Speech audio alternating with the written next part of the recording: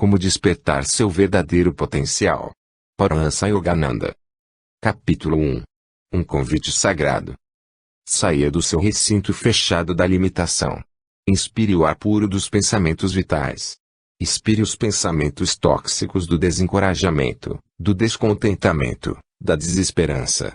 Jamais sugira, à sua mente, as limitações humanas da doença, da velhice ou da morte, mas lembre sempre a si mesmo: eu sou o infinito, que se tornou meu corpo. Faça longas jornadas mentais no caminho da autoconfiança. Exercite-se com as ferramentas do tirocínio, da introspecção, da iniciativa. Regozije-se incansavelmente no pensamento criativo, consigo mesmo e com os outros. Acima de tudo, cultive o hábito da meditação. Essa é a chave interior que você gira para se conectar com o infinito. Concentre-se ao máximo nos efeitos posteriores da meditação. Você descobrirá então que há um reservatório de poder em seu corpo, mente e alma. Mantendo o tempo todo na mente os serenos efeitos posteriores da meditação, sentindo a imortalidade no corpo e o oceano da bênção divina sob as ondas mutáveis das experiências, a alma consegue encontrar um rejuvenescimento perpétuo. Todos vocês são deuses, saibam disso. Olhem para dentro. Por trás da onda de sua consciência está a amada presença de Deus. Reivindiquem seu direito de nascença divino. Despertem e verão a glória de Deus. Paramahansa Yogananda. Capítulo 2. Controle seu destino. Você hoje é aquilo que fez no passado. Graças aos traços secretos, invisíveis, de suas próprias ações anteriores, você controlou o poder de suas ações presentes. Pela lei de causa e efeito que governa nossos atos, você ordenou a si mesmo punições ou recompensas. Provavelmente, já sofreu bastante. Chegou então a hora de se conceder liberdade condicional e sair da prisão de seus próprios hábitos indesejáveis do passado. Como você é um juiz, se estiver pronto para libertar-se, nenhum cárcere de sofrimento, pobreza ou ignorância conseguirá detê-lo. Se você fracassar repetidamente, não desanime. Os fracassos devem servir de estímulo e não de veneno para seu crescimento material e espiritual. O período de fracasso é a melhor estação para plantar as sementes do sucesso. Arranque a erva daninha do fracasso e inicie com vigor aquilo que deseja realizar. O peso das circunstâncias pode esgotá-lo, mas mantenha a cabeça erguida. A morte na tentativa de vencer é sucesso. Recuse-se a alimentar a consciência de derrota. Sempre tente mais uma vez, não importa quantas vezes já tenha fracassado. Persevere ainda 1 minuto na corrida para o êxito, quando deu o melhor de si e acha que não pode dar mais. Exemplo: A e B lutavam no ringue por um prêmio. A pensou: golpeei várias vezes e já não posso continuar. B pensou a mesma coisa. Mas então A decidiu: não, ainda conseguirei dar mais um golpe. Assim, A fez um esforço hercúleo e nocauteou B. É isso que você deve fazer. Desfira mais um golpe. O hábito é um mecanismo mental automático para agir sem que a força de vontade e o esforço sejam mobilizados a fim de iniciar ações novas. O hábito torna a ação mais fácil. Bons hábitos e virtudes são qualidades que sempre geram alegria. Quando usado de maneira errada, esse mecanismo se torna o arqui-inimigo do homem. Maus hábitos atraem coisas ruins. Maus hábitos e pecados são enxertos temporários e danosos na alma. É lamentável a pessoa ser coagida a fazer o mal contra a vontade, por força de um mau hábito, e depois sofrer devido às más ações praticadas. E é maravilhoso fazer habitualmente o que é certo, multiplicando assim a bondade e a felicidade. A força do hábito domina a vida do homem.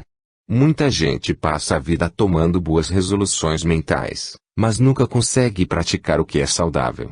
Em geral, não fazemos o que planejamos, mas apenas o que estamos acostumados a fazer. Não se sinta indefeso caso tenha alguns hábitos indesejáveis. É hora de começar a vencê-los desenvolvendo a força de vontade e o costume da meditação correta e frequente. Você pode se livrar das garras dos maus hábitos e criar atitudes de pensamento e ação que lhe deem os resultados pretendidos. Se você não tem força de vontade suficiente, tente desenvolver o poder do não quero. Quando estiver à mesa e a senhora gula tentar anestesiar seu autocontrole para você comer mais do que deveria, observe-se. E, Depois de ingerir a quantidade e a qualidade certas de alimentos, diga a si mesmo: não quero comer mais, e levante-se rapidamente da mesa. Se alguém chamar: John, volte aqui, você se esqueceu dessa deliciosa torta de maçã, responda: não quero. A única maneira de vencer a tentação é saber que existem coisas superiores a ela. Quando a tentação vier, a primeira medida a tomar é deter a ação ou impulso. Quando ela se for, só então raciocine, pois a tentação não nos deixa raciocinar. Apenas diga não, levante-se e vá embora. Essa é a maneira mais segura de destruir a tentação. Quanto mais você fortalecer o não quero perante a tentação, mais feliz será, pois a felicidade depende da capacidade de fazer as coisas que devemos fazer. O hábito se agarra como um polvo ao cérebro e obriga você a fazer determinada coisa. Você não quer, mas faz.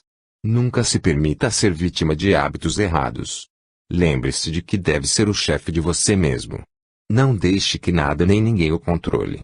Se algo indesejável se tornar um hábito para você, é tempo de interrompê-lo. Em geral, não gosto de ordens. Quando você ordena que alguém não faça alguma coisa, ele parece ficar ainda mais determinado a fazê-la. O sabor do fruto proibido é doce no começo, mas amargo no fim. Tome bastante cuidado para que ninguém interfira em sua felicidade. O homem que se julgava imune à tentação. O Sr. J era um beberrão inveterado. Mas, depois de conhecer um santo, fez votos de parar de beber. Ordenou aos criados que escondessem seu vinho caríssimo em caixas trancadas, que ficassem com a chave e só servissem a bebida a seus amigos. Por algum tempo, o Sr. J se sentiu feliz com a força de sua resolução contra o álcool. Não tinha consciência do poder invisível do hábito da bebida. Tempos depois, sentindo-se imune à tentação do álcool, pediu aos criados que lhe devolvessem a chave das caixas de vinho, para ele próprio servir os convidados. Julgando-se mentalmente seguro, achou que era trabalhoso demais descer a adega para pegar as garrafas e decidiu deixar algumas guardadas na sala.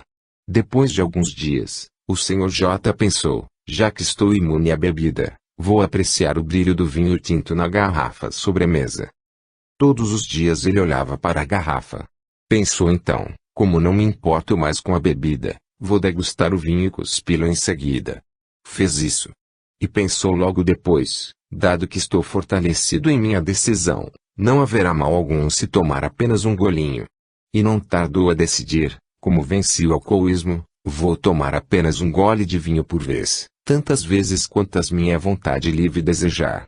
Então ficou bêbado e passou a se embebedar diariamente, tal como fazia antes, apesar de sua resolução.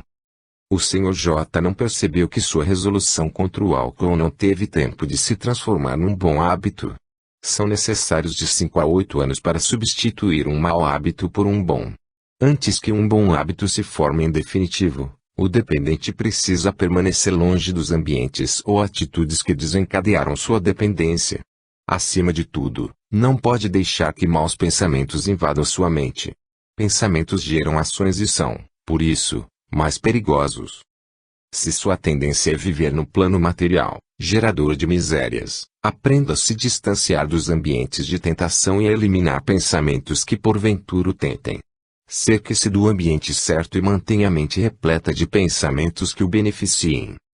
Uma das causas do fracasso é você não comparar seus maus hábitos com a força de vontade imprescindível para combatê-los.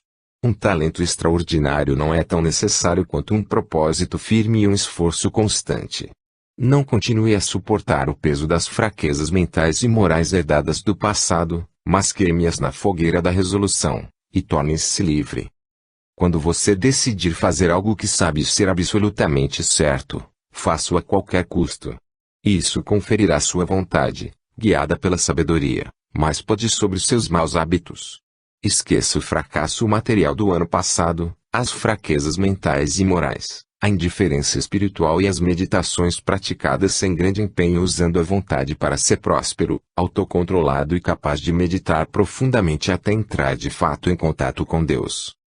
Na meditação, a mente retira a força vital dos músculos e nervos, concentrando-a nas células do cérebro, onde os maus hábitos mentais estão entranhados. Essa energia vital concentrada no cérebro elimina as ondas dos hábitos mentais ali alojados. O método correto de meditação é o único caminho para a liberdade total e o sucesso duradouro. Você tem de contatar Deus conscientemente. Se encontrá-lo, conquistará o autodomínio e se livrará das condições limitadoras. Capítulo 3. Escolha a liberdade, não a pobreza. Só na fogueira do esforço contínuo as sementes malignas do karma passado podem ser incineradas e destruídas. Muitas pessoas perdem a esperança justamente quando a balança do bom karma começa a pender devagar para seu lado a fim de dar frutos, e, desse modo, ficam sem recompensa. A preguiça é extremamente prejudicial às conquistas espirituais. O ócio do corpo ou da mente precisa ser eliminado antes de você poder subir até o reino de Deus. Assim como, no campo de batalha, os soldados não podem ceder à apatia, do mesmo modo o homem espiritual tem de estar absolutamente livre do ócio mental ou físico. Nunca pense que o trabalho é demasiado para você. Lembre-se de que Deus cria universos e nunca se cansa. Se quisermos ser como Ele, precisamos ter sua tremenda capacidade de agir. O que quer que você faça, pense sempre o que está fazendo a obra de Deus. Diga a si mesmo todos os dias, o que posso fazer por Deus hoje? Dê o melhor de si hoje e esqueça o amanhã. Não embarace sua alma com preocupações insignificantes. Deus se encarregará de tudo. A dedicação ao trabalho é importante, servir ao próximo é muito importante, mas o mais importante de tudo é o compromisso com a meditação, Deus e a verdade. Não diga que está ocupado demais impedindo o lobo de entrar e por isso não tem tempo para desenvolver qualidades divinas. Acabe com o hábito confortável e obstinado de idolatrar seus compromissos menores e ignorar seu pacto mais importante com a sabedoria. Ninguém vai responder pelo que você faz. Compromissos com o senhor excesso de atividade e a senhora preguiça levam à pobreza. É tempo de o homem moderno livrar-se do torpor e sistematizar sua vida. O homem moderno aprendeu a aplicar a ciência e o sistema aos negócios para obter conforto material. Deve aplicar também o sistema e a ciência para incrementar a saúde, a prosperidade, a vida social e a sabedoria. Sistematize e programe seus compromissos. Deixe que a secretária de seu julgamento lúcido determine o itinerário cotidiano de sua vida.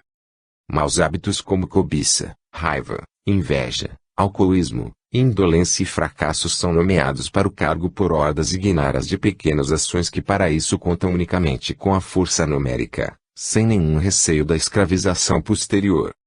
Os escravos do hábito não nascem assim, eles próprios se rendem à sujeição graças a ações constantemente repetidas. O primeiro gole não faz um bêbado. Uma série de repetições levianas de uma ação errada elege o hábito dominador como governante. A força quantitativa prevalece sobre a frágil voz qualitativa da razão, que não vota porque não exerce seus poderes. Proteja-se da primeira investida de uma má ação. O que você faz uma vez provavelmente fará de novo. Como uma bola de neve rolando pela encosta, o hábito vai ficando maior e mais forte devido à repetição.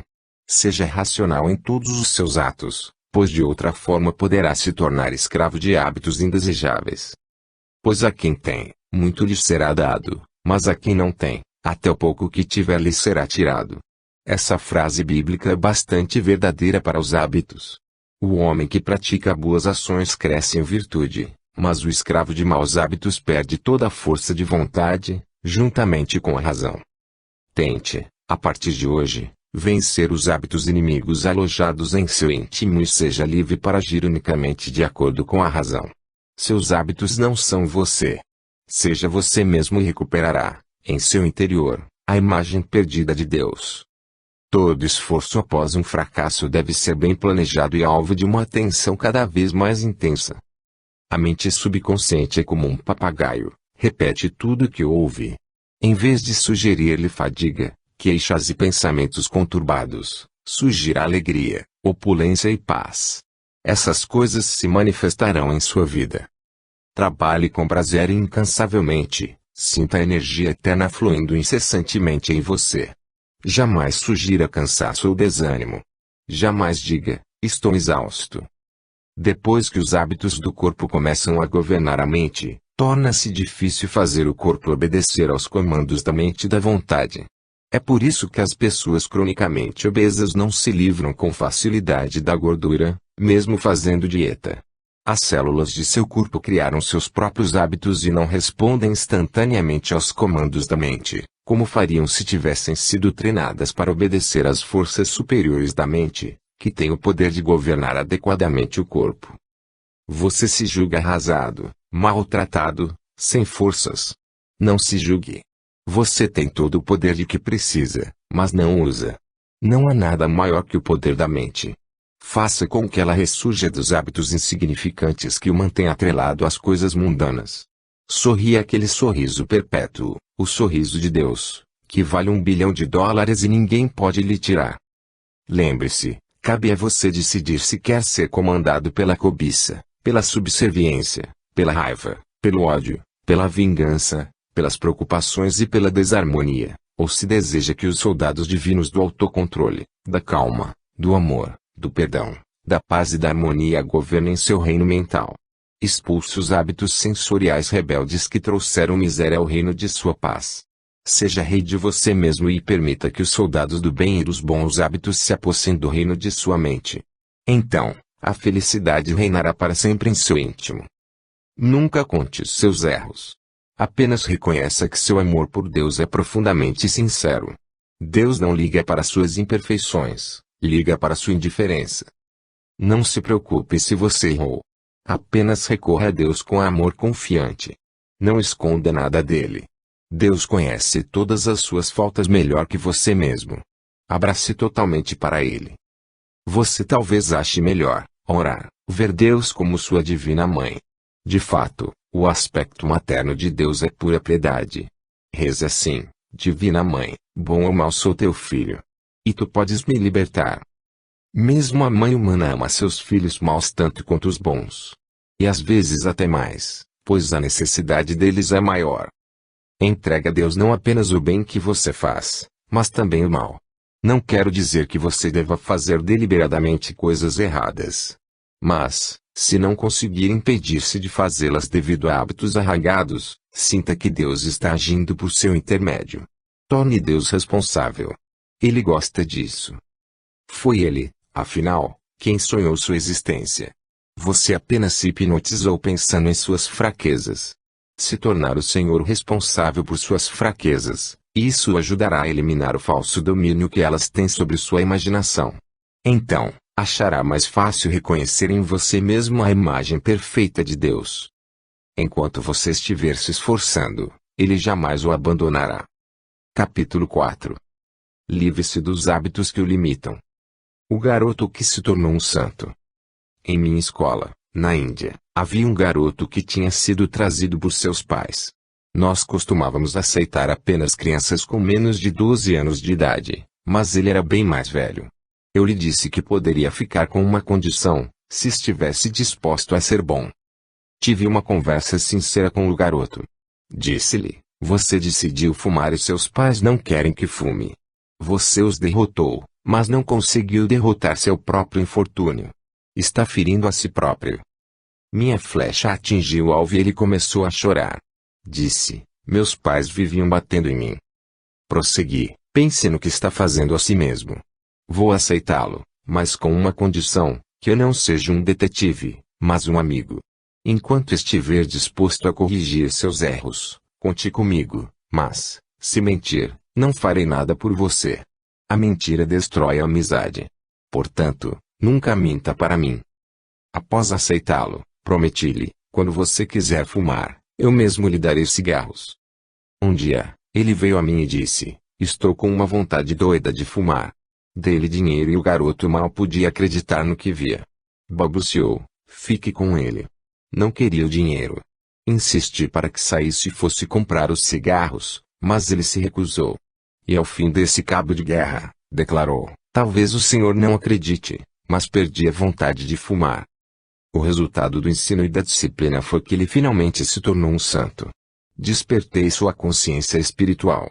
O ponto máximo desta consiste no esforço íntimo para subir rumo à felicidade perene. Poucas pessoas fazem esse esforço. Você, no entanto, Deve se esforçar sem descanso para ser bom, mesmo que seus pecados sejam profundos como o Oceano Atlântico. Ao longo de umas poucas encarnações, você se tornou um ser humano, porém, ao longo da eternidade, é um filho de Deus. Por que pensar em você mesmo como um pecador? Isso pode ser correto algumas vezes, em nome da humildade, desde que se concentre na grandeza de Deus e não em sua insignificância diante dele. Mas para que insistir na negatividade e na limitação? Se você quer encontrar algo valioso sepultado sob um deslizamento de terra, não ficará pensando nesse objeto enquanto estiver removendo a lama. Porém, se prestar atenção apenas na lama, poderá esquecer o verdadeiro propósito de cavar e desistirá da tarefa. Supersensibilidade e autopiedade. Não sejamos suscetíveis demais nem tenhamos autopiedade, isso aumenta nossa supersensibilidade. Você talvez esteja alimentando queixas contra alguma coisa sem ninguém saber do que se trata. O melhor a fazer é olhar para dentro de si mesmo e remover a causa dessa sensibilidade. Muitas pessoas acham que devem ter piedade de si próprias e que a autopiedade lhes trará algum alívio, mas a autopiedade é um vício como o ópio. Toda vez que um viciado em ópio toma droga, ele mergulha mais fundo no vício. Seja duro como o aço contra a autopiedade. Se o fogo da sensibilidade penetrar em seu coração e você permitir que ele fique lá, esse fogo devorará as fibras de sua paz. Você mesmo é que deve ter forças para controlá-lo, sabendo que a supersensibilidade é um agente do diabo empenhado em destruir sua paz. Toda vez que a sensibilidade visita seu coração, ela desconecta você da canção divina da paz, que poderia soar em seu íntimo caso você não fosse tão sensível. Quando a sensibilidade se manifestar, procure dominar suas emoções e não ponha a culpa nos outros. Assume a responsabilidade por ela. Essa é a única maneira de repeli-la. Aquele que nasceu com alguma deficiência deve resistir bravamente à tentação de se embriagar com a autopiedade. Ter dó de si mesmo é diluir a capacidade interior de vencer. Afirme, ao contrário, não existem obstáculos, apenas oportunidades. Não ponha culpa em ninguém, nem mesmo em si próprio. Queixas e acusações não apagam o que foi feito, apenas confirmam sua dependência de circunstâncias sobre as quais, verdadeiramente, você não exerce mais controle. Busque Deus no silêncio interior. Reconcilie-se com aquilo que é e com aquilo que precisa ser feito para isso. Você pode remodelar todos os karmas, desde que, doravante, viva para a consciência da alma. Tristeza. A tristeza não é combatida com a tristeza, mas com a alegria. Algumas tristezas nós podemos aceitar, mas não convém permitir que fiquem conosco por muito tempo, do contrário elas nos roubarão a posse mais rica de nossa alma, a bem-aventurança perene. Complexo de inferioridade e de superioridade. Um complexo de inferioridade é tão ruim quanto um de superioridade. Você é, em essência, filho de Deus, de modo que não faz sentido se achar inferior ou superior. Tanto o complexo de inferioridade quanto o de superioridade retardam o progresso da alma. Você deve sentir que Deus está em seu íntimo, orientando-o, e que Ele é seu maior amor, seu maior líder. Você é o servo de todos e, portanto, não pode achar que é superior a ninguém. Uma vez que Deus está em seu íntimo, você não pode se julgar inferior. O complexo de inferioridade nasce do contato com pessoas de mente fraca e da fragilidade de uma mente subconsciente inata. O complexo de superioridade surge de um ego arrogante e da consciência de um orgulho falso. Ambos existem na imaginação e ignoram a realidade. Nenhum dos dois pertence à alma verdadeira e todo-poderosa. Desenvolva a autoconfiança vencendo a fraqueza. Encontre sua autoconfiança em realizações concretas, cada vez mais ousadas, e ficará livre de todos os complexos de inferioridade e superioridade. Medo. O medo é um veneno mental quando não usado como antídoto, um estímulo para induzir a pessoa a acalmar-se e ter cautela. O medo atrai objetos de medo, assim como um imã atrai partículas de ferro. O medo intensifica e multiplica por 100 nossa dor física e agonias mentais. O medo é prejudicial ao coração, ao sistema nervoso, ao cérebro. Ele destrói a iniciativa mental, a coragem, o julgamento, o senso comum, a força de vontade. O medo sufoca a confiança e o poder da alma, que tudo vencem. Quando alguma coisa ameaçar prejudicar você, não estrangule seus poderes mentais criativos com o medo. Use-o como um incentivo para encontrar soluções práticas contra o perigo. Diante de uma ameaça, não fique parado. Faça algo a respeito, reunindo com calma todo o poder de sua vontade e julgamento. O medo do fracasso ou da doença se alimenta de pensamentos insistentes em possibilidades adversas, até que estas se enraizem no subconsciente e por fim no superconsciente. As sementes do medo germinam e enchem a mente de plantas do medo, que dão frutos venenosos e amedrontadores. Se você for incapaz de desalojar o medo terrível do fracasso ou da má saúde, distrai a mente voltando a atenção para livros interessantes, envolventes, ou mesmo para divertimentos inofensivos. Depois que a mente esquecer seus medos apavorantes, encoraje-a a descobrir e eliminar as causas do fracasso e da má saúde no solo de sua vida cotidiana. Não tenha medo de doenças ou acidentes só porque foi vítima deles antes. Ao contrário, tenha medo de ter medo, pois ele criará uma consciência de doença e acidente, e, se o medo for forte o bastante, você atrairá exatamente aquilo que mais teme. Por outro lado, a vontade corajosa com toda probabilidade irá evitar doenças e acidentes ou, pelo menos, minimizar a força deles. Mate o medo recusando-se a ficar amedrontado. Você não tem nada a temer por trás das muralhas da eterna segurança de Deus, mesmo que lutando contra as ondas do mar do sofrimento ou com a morte batendo à sua porta. Os raios protetores de Deus podem dispersar a ameaça das nuvens do Apocalipse, acalmar as ondas das vicissitudes e mantê-lo seguro, quer esteja num castelo ou no campo de batalha da vida, com as balas das provações sibilando à sua volta. Quando o medo surgir, contraia-se e relaxe, expirando várias vezes. Acenda a lâmpada da calma e da descontração. Deixe que seu mecanismo mental desperte e estremeça com a vibração da vontade. Em seguida, aplique a força de vontade à engrenagem da cautela sem medo e do julgamento justo. Continuamente, faça-a girar a fim de produzir ideias práticas para fugir de tragédias específicas e iminentes. A indulgência mental para com o medo cria o hábito subconsciente do medo. Então, quando ocorre algo que perturba a rotina, o hábito subconsciente do medo se impõe, amplia o objeto do medo e paralisa a faculdade de reação da mente consciente. Uma vez que você foi feito à imagem e semelhança de Deus, possui todos os poderes e potencialidades dele. É errado pensar que suas provações são maiores que sua divindade. Lembre-se, não importa quais sejam essas provações, você é mais forte que elas. Deus não permitirá que você enfrente algo acima de suas forças. O medo não deve produzir inércia mental, paralisia ou abatimento. Ele deve, isso sim, estimulá-lo a atividades calmas, cautelosas, e a evitar tanto a imprudência quanto a timidez. Arranque o medo de dentro de você concentrando-se intensamente na coragem, e transferindo sua consciência para a paz interior absoluta. Conviva com pessoas saudáveis e prósperas, que não temam nem a doença nem o fracasso. Preocupação. Não importa o quanto ocupado você esteja, procure reservar um tempo para limpar a mente por completo de preocupações e obrigações.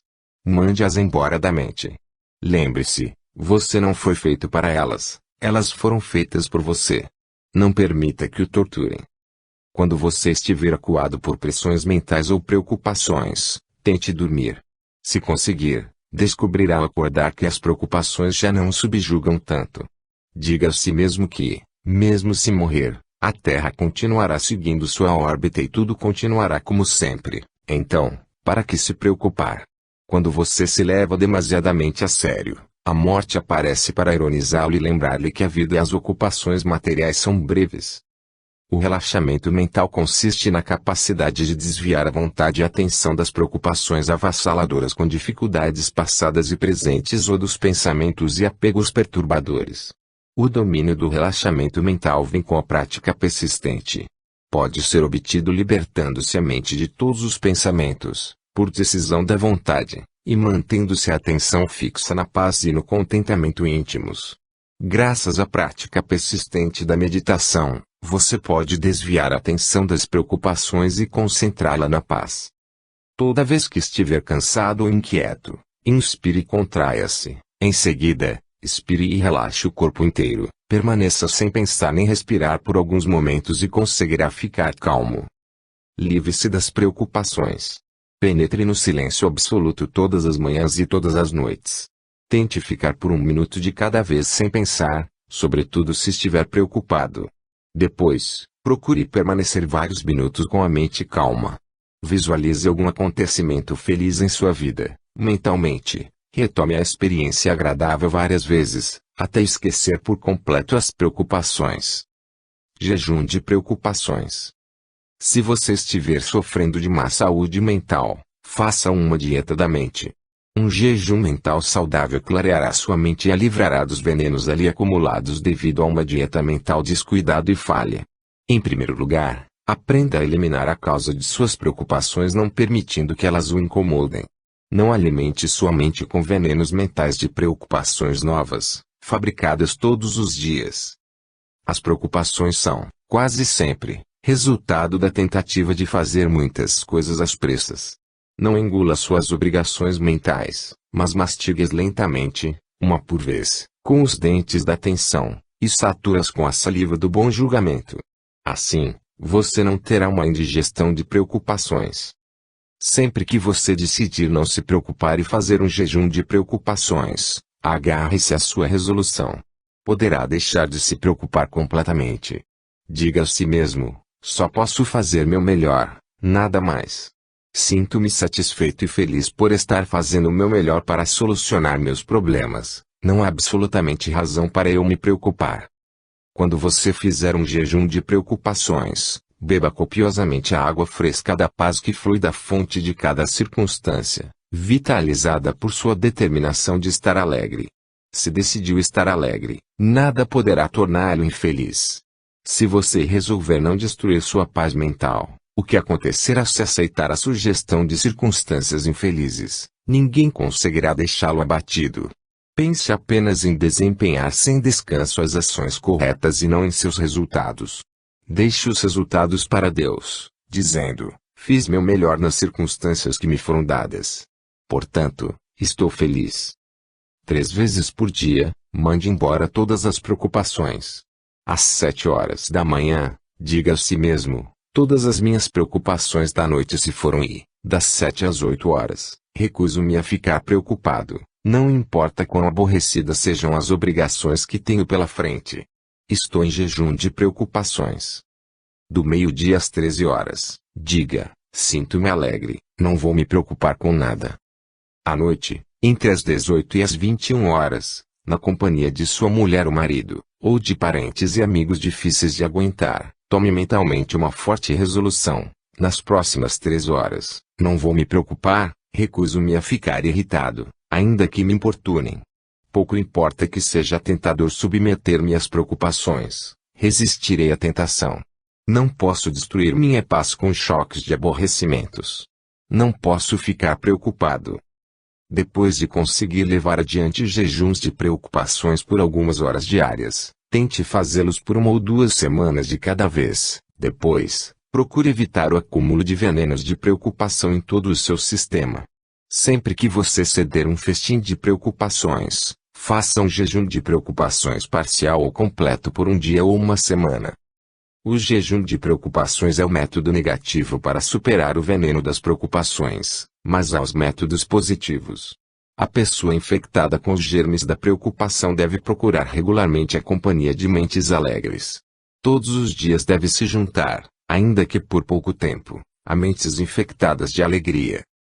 Há pessoas em quem não se pode estancar a canção do riso. Procure-as e deguste com elas esse reconfortante alimento da alegria. Continue na dieta do riso por 1 ou 2 meses, rindo na companhia de pessoas realmente joviais. Digira os risos por completo, mastigando-os prazerosamente com os dentes de sua atenção. Firme, continue sua dieta do riso uma vez começada e, no final de 1 mês ou 2, notará a mudança. Sua mente estará repleta de raios solares. Lembre-se, certos comportamentos habituais podem ser mudados por ações específicas, formadoras de hábitos. Nervosismo. Medo, preocupação e raiva são as causas mentais do nervosismo.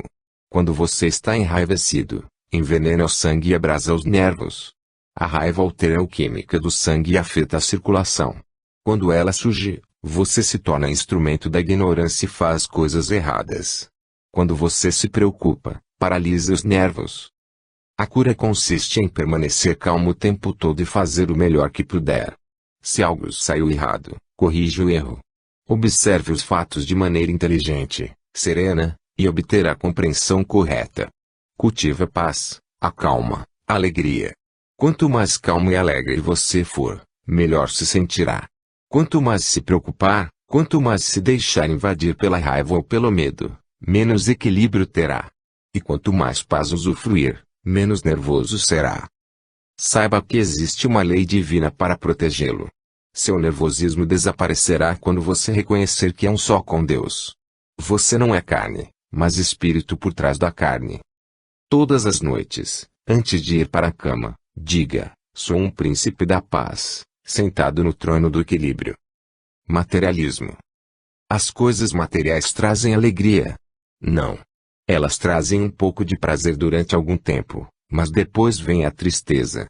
Prometem alegria, mas não cumprem a promessa.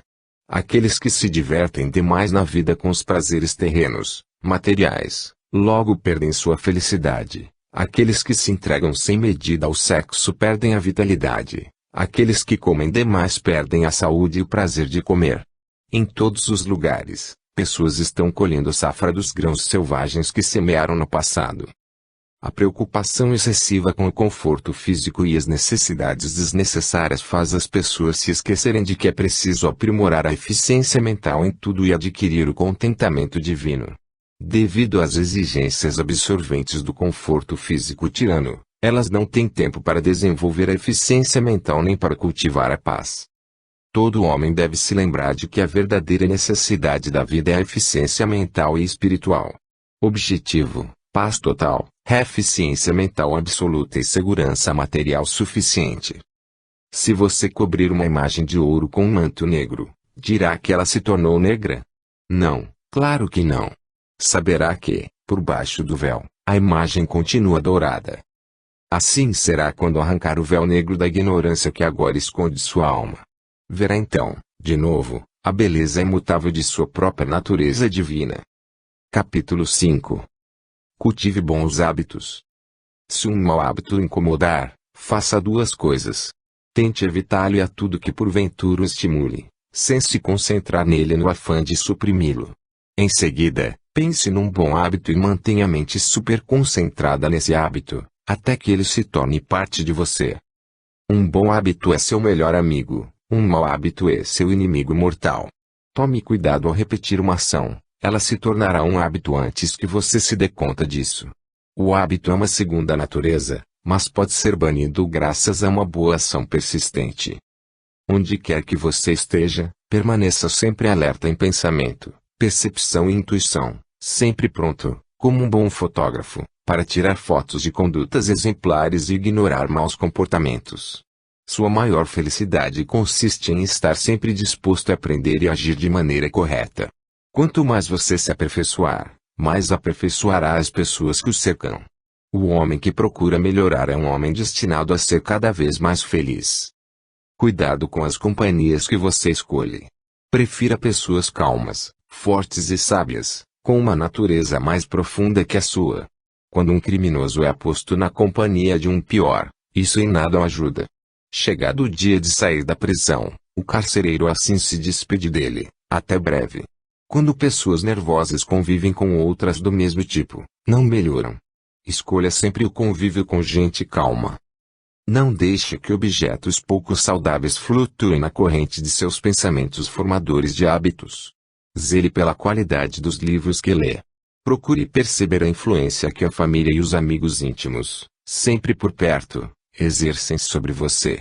Muitas pessoas fracassam porque suas famílias infectaram sua mente subconsciente com ideias derrotistas, bloqueadoras do progresso. Algumas pessoas precisam de muito tempo para formar hábitos mentais de saúde, prosperidade e sabedoria. Mas esse tempo pode ser encurtado. A formação de hábitos lenta ou rápida depende do estado geral de saúde, da condição das células cerebrais e nervosas, e do tipo de método de formação de hábitos que se utiliza. Muitas pessoas são tímidas em seus pensamentos e ações, por isso, não obtêm sucesso. Um hábito mental, para se concretizar, tem de ser forte e persistente. Por exemplo, o hábito da prosperidade ou da saúde precisa ser cultivado por ideias de prosperidade e saúde até que surjam os resultados. Uma atitude mental tenaz e corajosa é absolutamente necessária para que desejos e necessidades sejam satisfeitos. Enquanto uma pessoa desatenta e dispersa precisa de muito tempo para formar até um hábito simples, o indivíduo inteligente e dedicado pode com facilidade formar um bom hábito mental em um instante, bastando que o queira. Assim, se você tiver um hábito mental, físico e espiritual que impeça seu progresso, livre-se dele agora. Não adie essa decisão. Pratique qualquer ação, insignificante ou importante, com atenção rápida e total. Lembre-se, a atenção é uma agulha que traça sulcos no registro das células de sua memória. Um homem desatencioso não tem o instrumento que desperta a memória. A distração embota a agulha da atenção. A atenção alerta, profunda e sensível é a agulha que traça sulcos no registro das células de sua memória. Procure cumprir bem as pequenas obrigações. Você sabia que utiliza apenas 5% ou 6% de sua atenção naquilo que faz? Tente então utilizar 100% no trabalho que está executando. Todo trabalho bom é trabalho de Deus, desde que você o faça com consciência divina. Porém, o trabalho feito por motivo puramente egoísta é um trabalho materialista e nada mais. Ao ganhar dinheiro, e mesmo não tendo família, pense sempre o que está fazendo isso em benefício de seus semelhantes. Apague a falsa divisão entre tarefa material e espiritual. A memória deve ser treinada e usada para evocar unicamente experiências nobres e edificantes. Apenas o bem colhido da experiência deveria ter permissão para ingressar no reservatório da memória. Qualquer ideia perniciosa que penetrar nesse reservatório emergirá como palavras ou ações mais cedo ou mais tarde. Se só o bem estiver presente, então só o bem emergirá. Guarde com atenção as portas de sua mente. O que controla sua vida não são os pensamentos passageiros nem as ideias brilhantes, mas os hábitos cotidianos. Os hábitos de pensamento são imãs mentais, eles atraem objetos específicos, dependentes da qualidade de sua atração. Quando a felicidade natural da alma se contamina com os prazeres fugazes dos sentidos, o brilho dourado da alma se obscurece. Muitas pessoas imaginam que não podem viver sem prazeres maléficos, causadores de desgraças, como por exemplo a ingestão de álcool, que mata o corpo. Mas, se conseguissem formar hábitos bons, elas diriam, não podemos viver sem a paz e o prazer da meditação. Somos infelizes quando cedemos aos prazeres menores. Assim como investimos pequenas somas de dinheiro para assegurar ganhos maiores no futuro, o devoto deve combater a tendência aos prazeres materiais para ganhar a alegria pura da meditação. Milhares de pessoas não conseguem entender por que os sentidos, geradores de prazeres, obscurecem a alegria do espírito. O autocontrole é uma espécie de investimento espiritual destinado a proporcionar ao homem a maior felicidade possível. O homem foi feito à imagem e semelhança de Deus, como tal, possui dentro de si a alegria latente e duradoura do espírito, do mesmo modo que a árvore está oculta na semente. Sementes queimadas não germinam, assim também a semente da alegria da alma, uma vez tostada pelas chamas dos desejos materiais, não consegue produzir a árvore perene da felicidade. Cultive o hábito de entrar em sintonia com a alegria superior da alma imediatamente após despertar. Então, tomado pela alegria da alma, poderá usufruir prazeres inocentes como comer, encontrar amigos etc., sem apego. Desse modo, a alma espiritualiza todos os gozos mundanos. Quase toda alma é prisioneira dos sentidos, que ficam entrincheirados na superfície do corpo.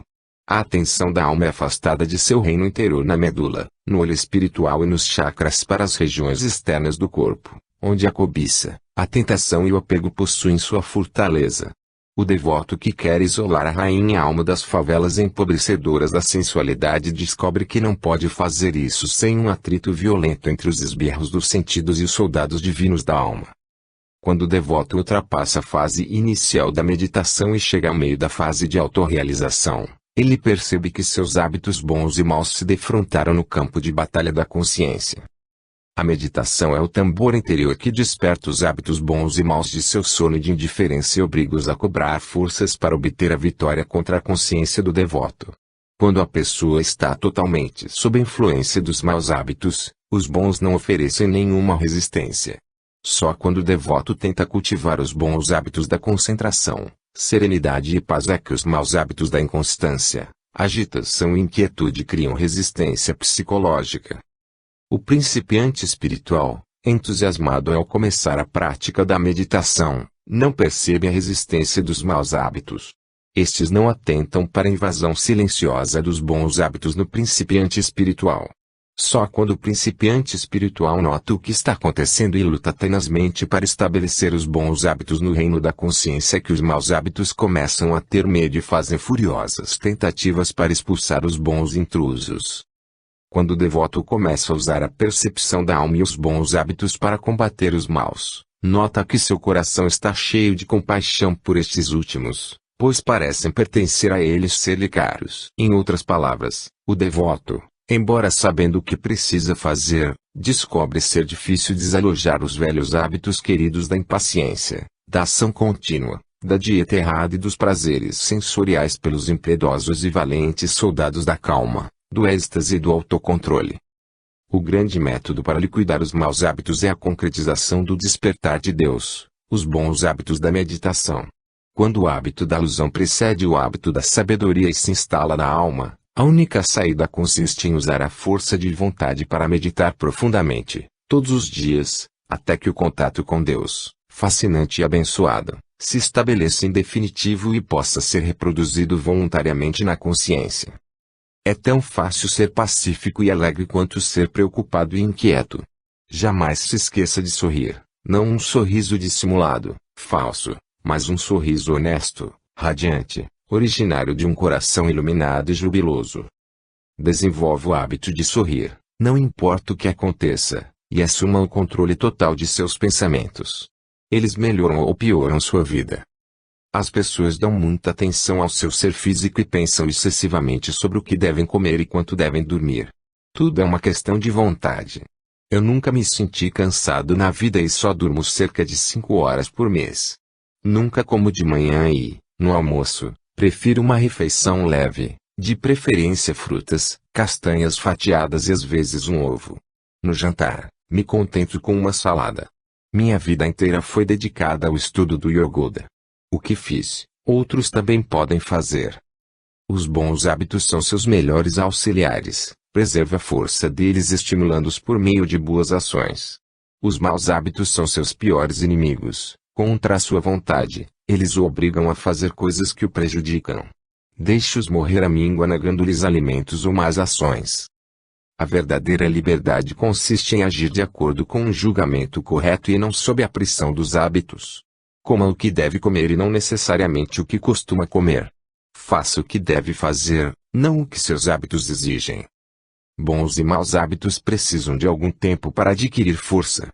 Maus hábitos muito fortes podem ser desalojados por bons hábitos, se estes forem pacientemente cultivados. Primeiro, substitua os maus hábitos por bons hábitos em tudo. Depois, cultive a consciência de estar livre de todos os hábitos. A parábola do trigo e do joio. Propôs-lhes outra parábola, dizendo: o reino dos céus é semelhante ao homem que semeou boa semente no seu campo. Mas, enquanto os homens dormiam, veio o inimigo deles e semeou o joio no meio do trigo, e retirou-se.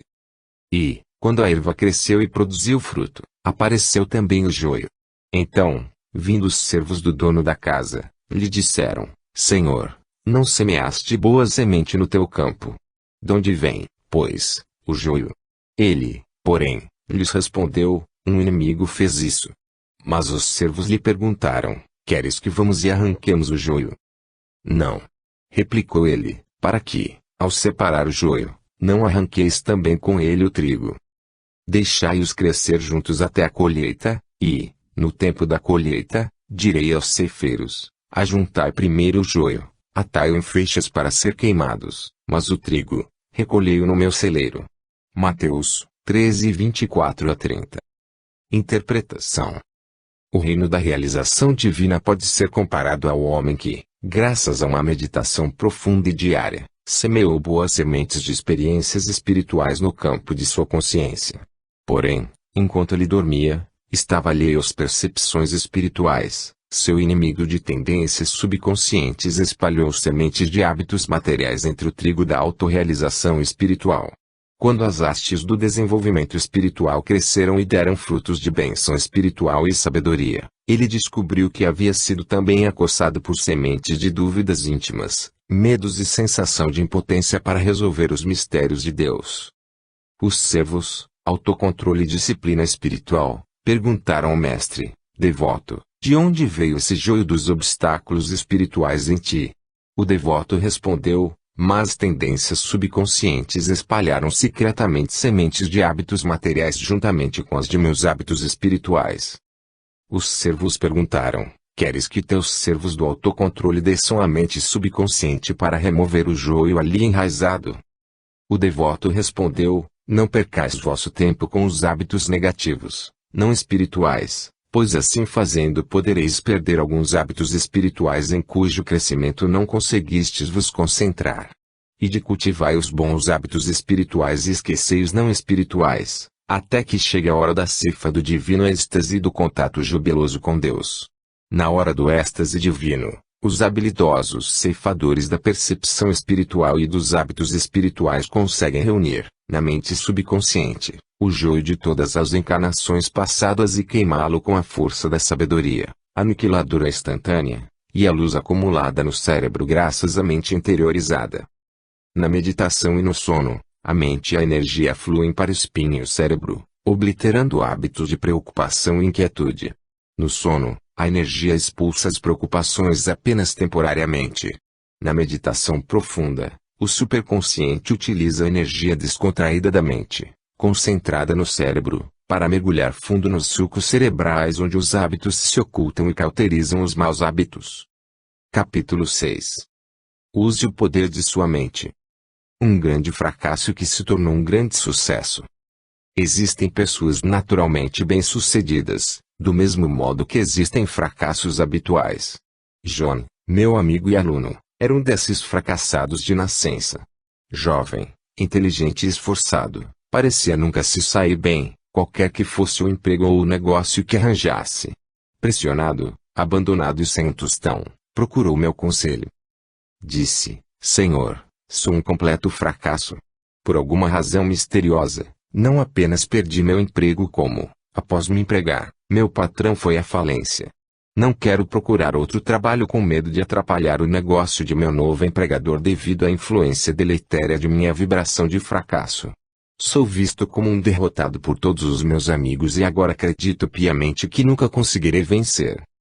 Graças à minha recomendação, John conseguiu um emprego numa empresa pequena. Aconselhei-o a fazer a seguinte afirmação diariamente, antes de dormir e depois de se levantar, dia após dia, de todos os modos. Estou vencendo cada vez mais em meu emprego. Passou-se um mês e John me avisou, honorável senhor, a empresa na qual me colocou está indo de mal a pior.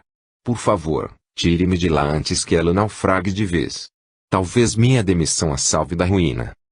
Ri e pedi-lhe que continuasse com sua afirmação de sucesso e permanecesse no emprego. Dias depois ele me procurou, à noite, com um ar de alívio e exclamando, aconteceu. Perguntei-lhe, aconteceu o quê? Ora, o negócio de meu patrão faliu, como eu lhe disse que aconteceria. Encarei e disparei, todas as noites e todas as manhãs, enquanto você papagueava mentalmente a afirmação dia após dia estou ficando cada vez melhor. No fundo de sua mente um pequeno polvo da obstinação repetia seu bobo, sabe muito bem que dia após dia, de todos os modos, você vai ficando cada vez pior. Ele admitiu a verdade dessas palavras. Sorrindo, pedi a John que eliminasse todas as vibrações negativas durante uma afirmação positiva, pois uma mente convicta e consciente influencia o subconsciente, que por sua vez afeta a mente consciente graças à força do hábito.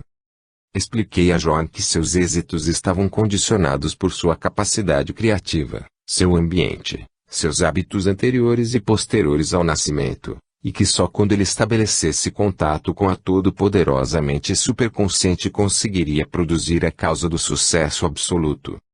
Obtive para Jó um trabalho em outra empresa, bem maior. Após 6 meses, o máximo de tempo que conseguira ficar num emprego, ele me disse: Senhor, tire-me de lá o mais rápido possível. A empresa está indo muito mal. Não dei muita atenção aos receios de Jó e sugeri-lhe que continuasse no trabalho. Depois de algumas semanas, ele murmurou, sorrindo: Senhor, o segundo emprego que me arrumou foi para o espaço também. Fingi lamentar sua situação e disse, calmamente: Não se preocupe, Jó. Vou lhe arranjar outro trabalho.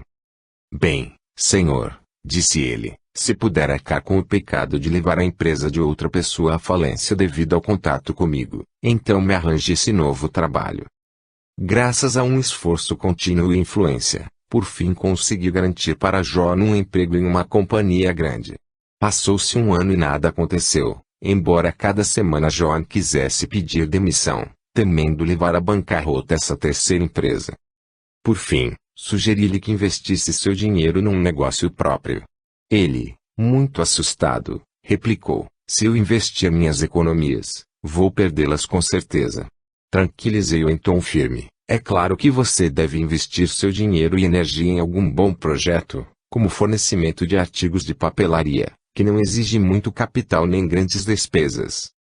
No curso de alguns anos, Jó se tornou proprietário de uma bem-sucedida rede de lojas e acumulou um sólido capital. Convicto de seu êxito nos negócios, Jó passou a vencer em tudo que empreendia. Um dia me disse, rindo: graças a Deus e a sua ajuda, passei de um grande fracasso a um grande sucesso. Por favor, me explique como isso aconteceu. Posso entender minha incompetência, por falta de entendimento, mas não posso entender como enterrei os negócios de outras pessoas devido à força de minhas vibrações de fracasso. Repliquei: você não enterrou as empresas onde estava. A lei da atração, que governa pessoas com vibrações parecidas, foi a responsável. Você atraiu negócios já à beira da ruína, e vice-versa, como duas bombas acionadas rolando juntas pela encosta. Você era um fracasso e a empresa estava na iminência de fracassar. Pela lei da afinidade íntima, vocês desceram lado a lado a colina do fracasso e explodiram ao mesmo tempo. Os ocidentais precisam entender que a mente é maior que suas invenções. Mais tempo deve ser dedicado à arte do controle mental para se obter, por meio da ciência, sucesso completo. E menos tempo deve ser gasto na busca de produtos da mente ao custo da negligência do cultivo da própria mente, que tudo faz e tudo pode. Siga o caminho apontado pela Índia, que leva à aquisição da superconsciência ao controle absoluto da mente, pois desse modo você aprenderá a criar à vontade aquilo de que necessita. A mente é a fonte de todas as suas tribulações e de toda a sua felicidade. Você é mais forte do que tudo aquilo que enfrenta. Se não entender isso agora, terá de entender mais tarde. Deus lhe deu o poder de controlar a mente e o corpo para ficar livre da dor e do sofrimento. Jamais diga, estou farto. Não envenene sua mente pensando que, se não puder ingerir certos alimentos, sofrerá, e assim por diante. Nunca permita que sua mente remoa pensamentos de doença ou limitação. Desse modo, verá que seu corpo mudará para melhor. A mente é o poder que cria seu corpo. Se ela for fraca, seu corpo se enfraquecerá. Não se inquiete nem se aborreça com nada. Se você fortalecer sua mente, não sentirá dores no corpo. Pouco importa o que aconteça, você deve sempre ser mentalmente livre. Se você utilizar construtivamente o poder que já tem, mais poder terá. Sintonize-se com o poder cósmico e logo possuirá a força criativa do espírito. Você ficará em contato com a inteligência infinita, capaz de guiá-lo e resolver seus problemas. O poder da fonte dinâmica de seu ser fluirá através de você, para que se mostre criativo no mundo dos negócios, no mundo das ideias ou no mundo da sabedoria. Deus lhe deu poder, concentração, fé, razão e bom senso para você se ajudar. Use tudo isso para procurar o auxílio divino, mas não confie demasiadamente em seu ego, pois assim se desconectará da força divina. Durante a afirmação ou a prece, saiba sempre que está usando o seu próprio poder, mas dado por Deus para se curar e os outros.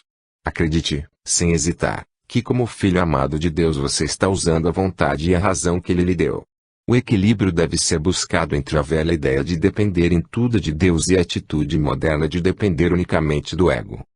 Cada palavra que você pronuncia deve representar não apenas a verdade, mas também parte de sua força anímica concretizada. Palavras saturadas de sinceridade, convicção, fé e intuição são como bombas de vibração altamente explosivas, que podem pulverizar as rochas das dificuldades e criar a mudança